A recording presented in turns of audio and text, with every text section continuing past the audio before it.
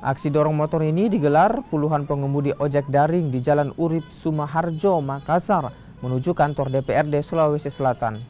Dalam orasinya, mereka menuntut adanya kenaikan tarif usai harga BBM naik.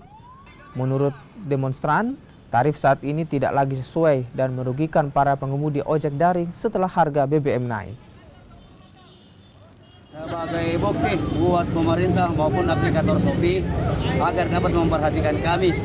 Sekiranya BBM sudah dinaikkan, sedangkan ongkir belum. Ongkir belum. Belum dinaikkan. Ini memang operator Shopee ini merasa semenjak kenaikan BBM.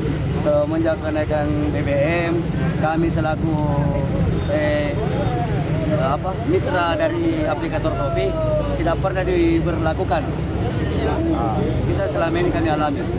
Maka dari itu kami dari Aliansi Para Driver untuk mensatukan suara agar pemerintah setempat beserta dengan pemilik aplikator dapat membudayakan kami.